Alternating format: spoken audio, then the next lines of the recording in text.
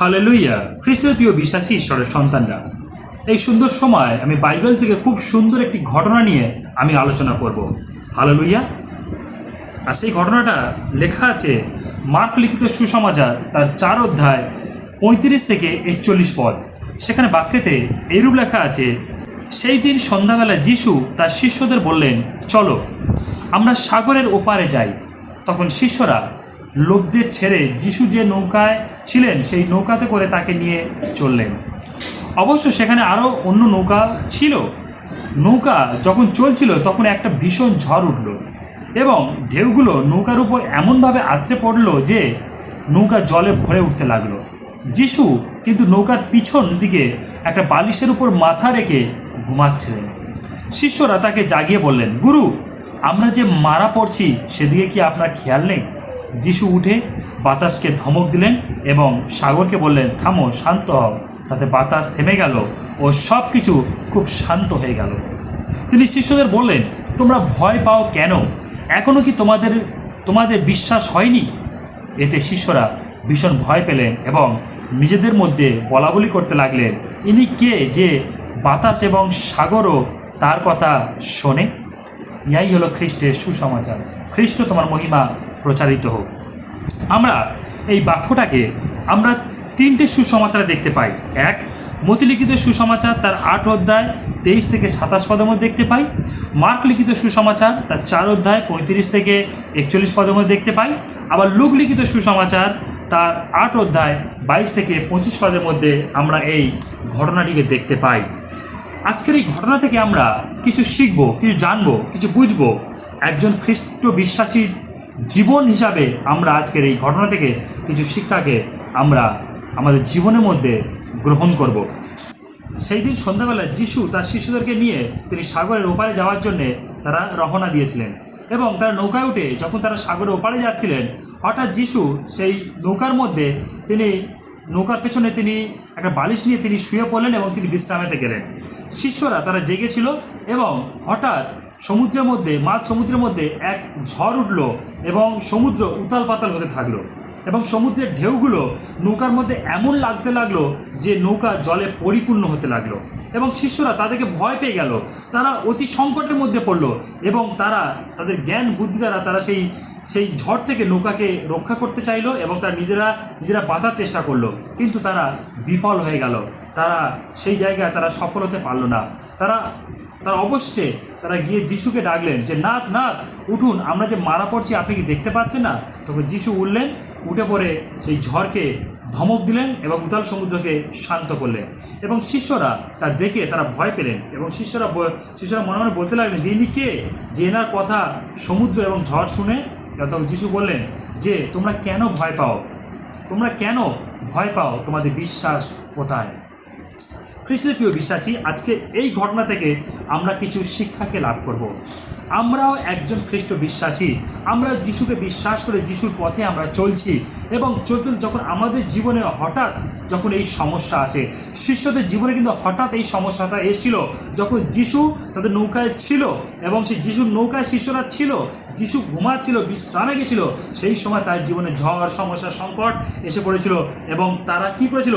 নিজেদের জ্ঞান দ্বারা, নিজেদের বুদ্ধি দ্বারা তারা সেই ঝড় থেকে নিজেদেরকে রক্ষা করতে চেয়েছিল, সেই উত্তাল সমুদ্র থেকে নৌকাকে বাঁচাতে চেষ্টা করেছিল, কিন্তু তারা বিফল হয়ে গেছিল। অনেক সময় আমাদের জীবনেও আমরা যিশুর পথে চলতে চলতে আমাদের জীবনেও অনেক সংকট, অনেক সমস্যা, অনেক বিপদের মুখোমুখি আমরা হই। তখন আমরা কি করি? আমরা কি এই শিষ্যর মতো হই? আজকের এই শিষ্যর জীবন থেকে আমাদের কিছু শিক্ষণীয় বিষয় আছে। শিষ্যরা যখন সমস্যার সংকটে পড়েছিল, তারা যিশুকে না ডেকে তারা তাদের নিজের জ্ঞান, নিজের বুদ্ধি দ্বারা এই ঝড়ের সম্মুখীন হতে চেয়েছিল। তারা কেন চেয়েছিল? কেন? তারা জেলে ছিল। তারা মাছ ধরতে তারা নৌকা নিয়ে তারা সমুদ্রের দিকে যেত। তারা এই সমুদ্রে তারা এই ঝড়ের সম্মুখীন তারা হয়েছিল। তাই তারা ভেবেছিল যে আমরা জ্ঞান বুদ্ধি দ্বারা আমরা এই ঝড় থেকে আমরা বেরোনোর চেষ্টা করব, কিন্তু তারা বেরোতে পারেনি, তারা সফল হতে পারেনি, তারা বিফল হয়ে গেছিল। খ্রিস্টের প্রিয় বিশ্বাসী ঈশ্বরের সন্তানরা, আজকে যখন আমাদের জীবনে এই ঝড়, সমস্যা, সংকট আসে, আমরাও কি এই শিষ্যদের মতো করি? এই ঘটনা থেকে আজ আমরা কিছু আত্মিক বিষয় শিক্ষাকে লাভ করি। শিষ্যদের জীবনে যখন এই সমস্যা সংকট এসেছিল, শিষ্যরা কী করেছিল? তারা তাদের নিজের জ্ঞান, নিজের বুদ্ধি দ্বারা সেই ঝড় থেকে, সেই উতাল সমুদ্র থেকে তারা বাঁচবার চেষ্টা করেছিল। তাদের নৌকায় যে যিশু আছে তারা সেই কথাকে স্মরণ করেনি, তারা সেই কথাকে মনে করেনি, তারা যিশুকে ডাকেনি। যিশুকে ডাকলে হয়তো সেই সমস্যা সংকট অতি শীঘ্রই সেই সমস্যা সংকট থেকে তারা বেরিয়ে আসতে পারত। কিন্তু তারা যিশুকে না ডেকে তারা তাদের নিজেরাই চেয়েছিল সেই সমস্যা সংকট থেকে বেরিয়ে আসার জন্যে। যখন একটা খ্রিস্ট বিশ্বাসীর শীর্ষ জীবনে যখন কোনো সমস্যা সংকট আসে, সেটা কিন্তু আত্মিক জগতে এর প্রভাব পড়ে। তাই আমাদেরকে আত্মিক জগৎ দিক থেকে আমাদেরকে এই সমস্যার সমাধান করতে হবে। হালেলুয়া। আমরা অনেক সময় ভাবি যে হয়তো আমাদের জীবনে কোনো সমস্যার সংকট এসছে, আমরা নিজেরা চাই যে এই সমস্যা সংকট থেকে আমরা নিজেরাই বেরোবো, কী করে সেই বুদ্ধি আমরা খাটাই, সেই বুদ্ধি আমরা ব্যবহার করার চেষ্টা করি। একটা জিনিস মনে রাখবেন খ্রিস্টের প্রিয় বিষয়, ঈশ্বরের সন্তান, ঈশ্বরের রাজ্যে জাগতিক বুদ্ধি কোনো কাজ করতে পারে না, জাগতিক বুদ্ধি কোনো কাজ করবে না।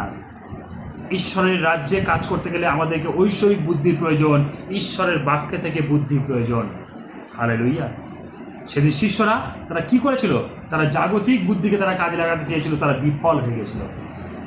তারা যিশুর কথা মনে করেনি যে আমাদের পরিত্রাতা, ত্রাণকর্তা, উদ্ধারকর্তা ঈশ্বর আমাদের নৌকায় শুয়ে আছে, তাকে একবার ডাকার চিন্তা তারা মনে করেনি। তারা নিজের জ্ঞান দ্বারা, নিজের বুদ্ধি দ্বারা তারা ঝড় থেকে বেরোনোর চেষ্টা করেছিল, তারা বিফল হয়ে গেছে। খ্রিস্টের প্রিয় বিশ্বাসী ঈশ্বরের সন্তান, আমরা শিষ্যদের জীবন দিয়ে শিক্ষাকে লাভ করি।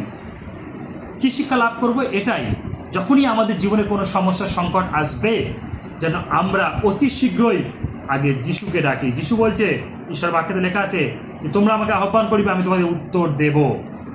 খ্রিস্টের প্রিয় বিশ্বাসী ঈশ্বরের সন্তানরা, ঈশ্বর তিনি বলেছেন যে আমি কোনো ক্রমে তোমাদেরকে ছাড়িব না, কোনো ক্রমে তোমাদেরকে ত্যাগ করিব না। তিনি আমাদের সঙ্গে আছে, সাথে আছে। অতএব যখন আমরা সমস্যায় পড়ি, আমরা নিজেরাই সেই সমস্যা থেকে বেরোনোর চেষ্টা করি। আমরা কোনোদিন ঈশ্বরের দিকে দৃষ্টি করি না, ঈশ্বরকে ডাকার চেষ্টা করি না, আমরা নিজেরাই সেই সমস্যা থেকে বেরোনোর চেষ্টা করি। আর যখনই আপনি নিজে থেকেই সেই সমস্যা থেকে বেরোনোর চেষ্টা করবে, আপনি বিফল হবেন, আপনি পড়ে যাবেন, আপনি থমকে যাবেন, আপনি আটকে যাবেন, আপনি আরও বিপদে পড়বে, আরও সংকটে পড়ে যাবেন।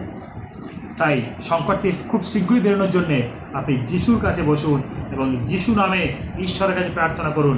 যিশু আসবেন, আপনাকে সেই সমস্যা সংকট থেকে উদ্ধার করবেন। হালেলুয়া। তাই তো তার বাক্যতে লেখা আছে যে যিশু নামে অন্ধ দেখে, খঞ্জ চলে, মৃতরা জীবন পায়, অসুস্থ পৃথিবীর লোকেরা সুস্থ হয়। যিশু নামে সুস্থ হয়। যিশুকে ডাকুন, যিশু আসবেন, আপনাকে উদ্ধার করবেন, আপনাকে রক্ষা করবেন। তিনি তার বাক্যতে প্রতিজ্ঞা ও প্রমেশ করেছেন। হালেলুয়া। আজকে শিষ্যদের জীবন থেকে আমরা শিক্ষাকে লাভ করতে পারি যে শিষ্যরা তারা সেই সংকটে তারা নিজেদের জ্ঞান বুদ্ধিকে তারা ব্যবহার করতে চেয়েছিল। খ্রিস্টের প্রিয় বিষয় ঈশ্বরের সন্তানরা, ঈশ্বরের রাজ্যে আমাদের জাগতিক জ্ঞান বুদ্ধি কোনো কাজ করতে পারে না, কোনো কাজ করবেই না। ঈশ্বরের রাজ্যেতে ঈশ্বরের জ্ঞান, ঈশ্বরের বুদ্ধির দরকার প্রয়োজন। কারণ ঈশ্বর হলো তিনি বীর যোদ্ধা, তিনি আমাদের বীর যোদ্ধা, তিনি আমাদেরকে রক্ষা করতে পারেন। হালেলুয়া।